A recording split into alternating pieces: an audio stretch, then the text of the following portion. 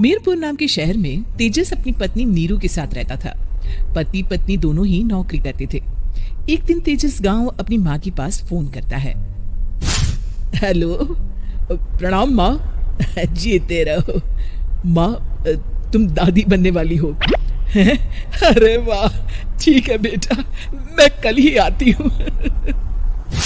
जब माँ जी शहर पहुंची तो बेटी बहू ने बहुत अच्छे से स्वागत किया। लीजिए माँ जी चाय।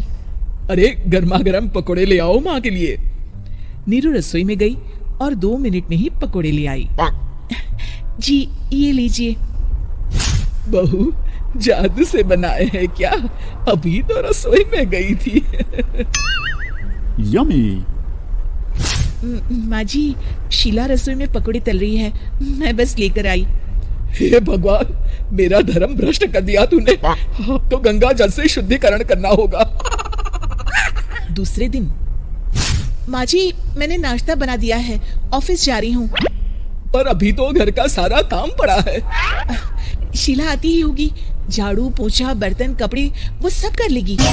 हमारे जमाने में घर का सारा काम हम ही करते थे। जी माँ जी, आप बहुत होशियार हैं, मैं घर ऑफिस दोनों नहीं संभाल पाती।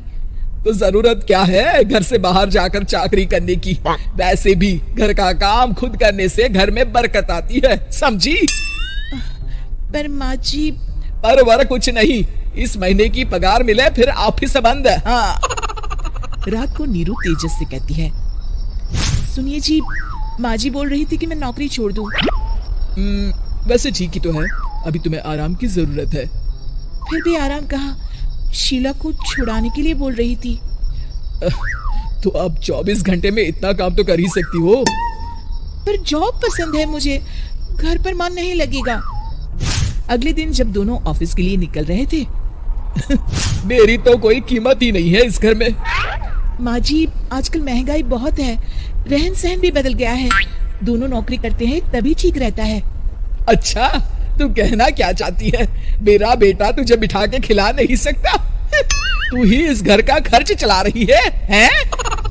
नहीं माँ जी, मेरा वो मतलब नहीं था।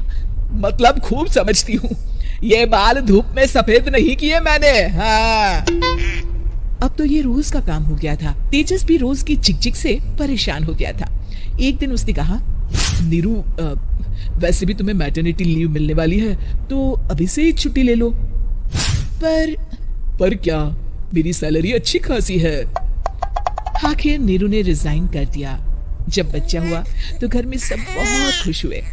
कुछ दिनों बाद तेजस फाइल देख रहा था। क्या हुआ तेजस, कुछ परेशान लग रहे हो? हाँ, वो हमारी जितनी सेविंग्स थी वो तो हॉस्पिटल में और छठी के फंक्शन में खत्म हो गई है नीरू। और अभी वैसे मंदी चल रही है तो मैं बोल रही थी कल मुन्ना को हेपेटाइटिस का टीका लगवाना है। नीरू, क्या पोस्टपोन नहीं कर सकते? नहीं जी, बिल्कुल नहीं।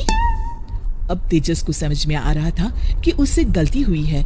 पैसों की कमी का असर घर के माहौल पर भी पड़ रहा था। अगले दिन, बेटा मेरा चश्मा और ये दवाइयाँ ले आना, पर्चा देते हुए माँ जी ने कहा। जी। तेजस, मुन्ना के लिए दूध का डिब्बा और डायपर भी ले आना, और ये किराने के सामान की लिस्ट है, इसे भी लाना है। तेजस गुस्से में लिस्ट मरोड़ कर फेंकता है और चिल्लाता है, पैसे क्या पेड़ पर उगते हैं? ये ले आना, वो ले आना। अरे पर ये जरूरत का सामान ही है। वो गुस्से में बिना कुछ कहे ऑफिस चला गया। अरे लंच तो ले जाइए। नीरू दौड़ कर डिब्बा पकड़ाती है। एक दिन खाना खाने के बाद, नीरू, अब तो मुन्ना कुछ बड़ा हो गया, तो अब तुम वापस ज्वाइन कर लो ना जॉब। पर इस रिसेशन में जॉब मिलना बहुत मुश्किल है। ट्राई तो करो। फिर मुन्ना?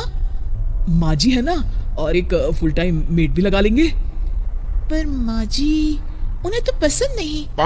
तभी माँ जी वहां आ जाती है और प्यार से नीरू के सर पर हाथ फेरते हुए बोलती है, अब मेरी समझ में आ गया बहू, पहले के और अब के समय में अंतर है। तुम काम शुरू करो, मुन्ना की जिम्मेदारी मेरी। मेरी प्यारी माँ जी। ये कहकर नीरू उनके गले लग गई। शिक्षा, परिवर्तन संसार का नियम है, हमें भी समय के साथ चलना चाहिए। उम्मीद है कि आपको हमारी ये कहानी पसंद आई होगी। कृपया हमारे चैनल को सब्सक्राइब करें और सभी अपडेट्स के लिए बेल आइकन जरूर क्लिक करें। और हाँ, वीडियो लाइक और शेयर करना मत भूलिएगा। Bye bye.